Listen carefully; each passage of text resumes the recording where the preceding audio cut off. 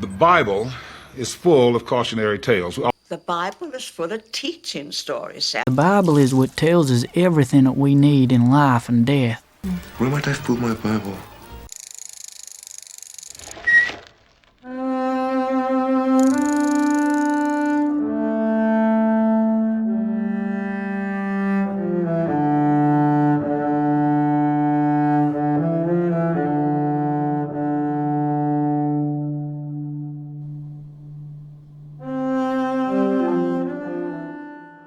Ever wonder where the word Bible comes from? Well, it's rooted in the Latin and Greek word biblia, which is the plural of biblion, meaning book. And so, Bible literally means books. But here's a kicker. It all goes back to the city of Byblos, where they made papyrus for scrolls and later codices, which are basically like our modern books. Now, the Bible is like a two-part saga, with the Old Testament and the New Testament taking center stage. And that word, testament, it's all about covenant, or oath, according to the old sacred text. Picture this: Moses, up on Mount Sinai, scribbling away the first 5 books of the Old Covenant. Talk about ancient history. But he wasn't the only one inspired by the divine. As time went on, more folks added their 2 cents to the mix, creating a collection of prophetic and wisdom texts that formed the backbone of the Jewish scripture. But here's where it gets interesting. The whole canon of the Old Covenant wasn't set in stone until Ezra come along around 444 BC. And even after that, they kept adding more books, like 1st and 2nd Maccabees, Tobit, and the like. Fast forward to 250 BC, and bam, the Hebrew scriptures get their first ever Greek translation, called the Septuagint. It's like the OG Bible translation. And get this, all 46 books in our modern Old Testament were the same ones Yeshua himself read and studied. Talk about staying power. Now let's talk New Testament. Back in the early days of the Catholic Church, the apostles were busy scribbling letters left and right, but there wasn't a formal New Testament yet. It was like a literary free-for-all.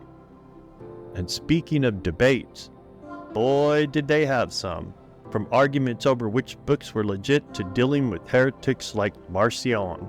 But fear not, because by 367 AD, a guy named Saint Athanasius swooped in and laid down the law, officially listing all 27 books of the New Testament. And that list, it stuck. Now about that inerrancy stuff, the Catholic Church has been preaching it loud and clear for centuries. From Pope Leo XIII to Vatican II, they've been all about that no errors allowed policy when it comes to the Bible.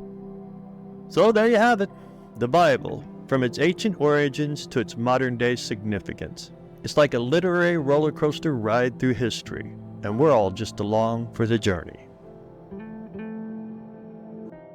How we got our Bible, Christian history timeline and early development, starting between 1400 through 400 BCE, the books of the Hebrew Old Testament written from 250 to 200 BC. The Septuagint, a popular Greek translation of the Old Testament, was produced. Then 45 to 85 AD, the books of the Greek New Testament were written.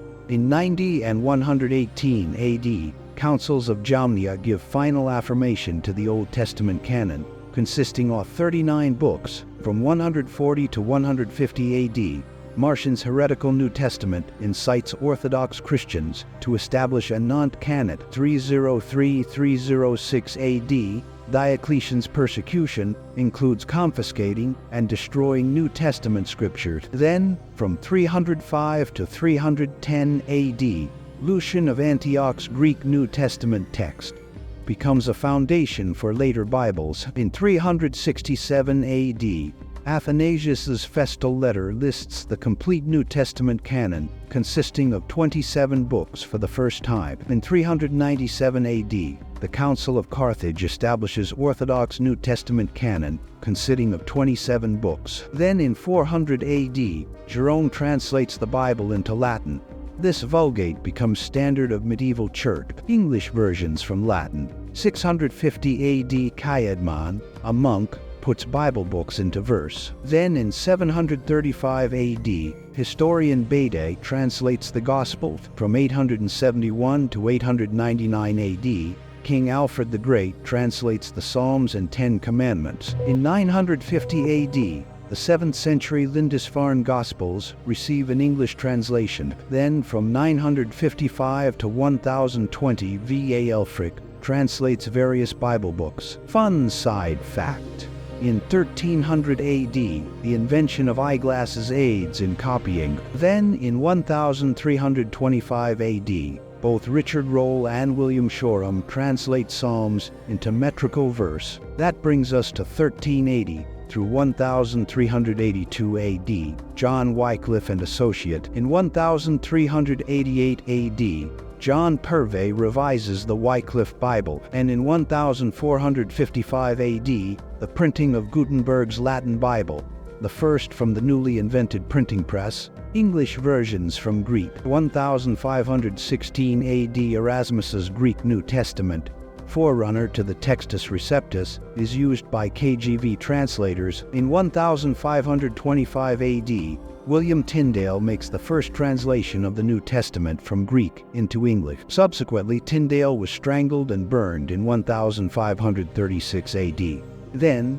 in 1537 AD, Miles Coverdale's Bible completes Tyndale's work on the Old Testament. In 1538 AD, the Great Bible is assembled by John Rogers and the first English Bible authorized for public use. 1560 AD brings us to the Geneva Bible, the work of William Whittingham, a Protestant English exile in Geneva. In 1568 AD, Bishop's Bible comes along as a revision of the Great Bible. Then, in 1582 AD, Rheims' New Testament is published. From 1607 to 1611 AD, King James Version, the authorized version, is made.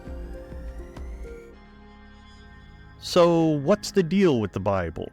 Well, think of it as the ultimate guidebook for believers, accepted by the whole shebang as being directly inspired by the big guy upstairs.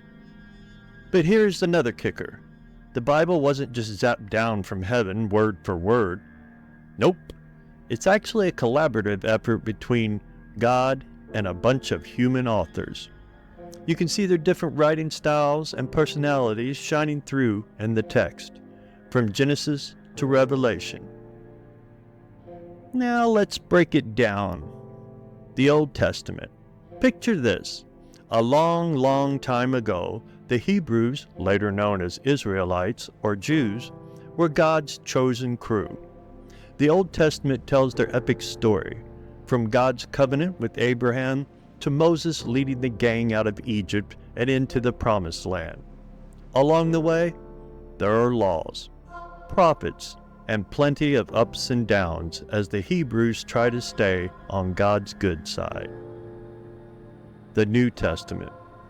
Fast forward to the time of Yeshua, the New Testament picks up where the Old Testament left off, chronicling Yeshua's life, teachings, and ultimate sacrifice. Spoiler alert, he rises from the dead and ascends to heaven, leaving behind a bunch of followers who kickstart the Christian movement. From Paul's letters to the growth of early Christian communities, it's a wild ride. The unity of the Bible. Despite being written by different folks in different times, the Bible has some major themes that tie everything together.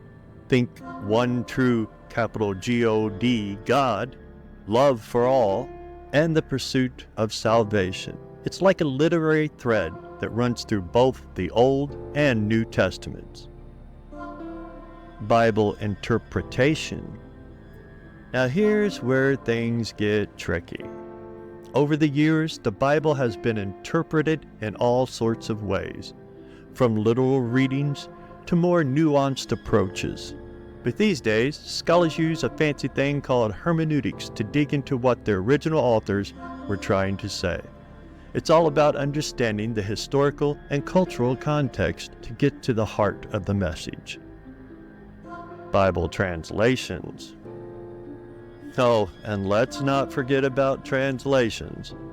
From Latin to English, the Bible's been through a few language makeovers over the centuries. But thanks to advances in archaeology and scholarship, we've got more accurate translations than ever before.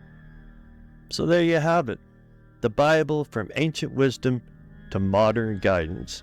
It's like a roadmap for the soul, guiding believers through life's twists and turns.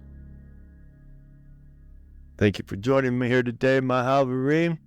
And until next time, Shalom, Shalom.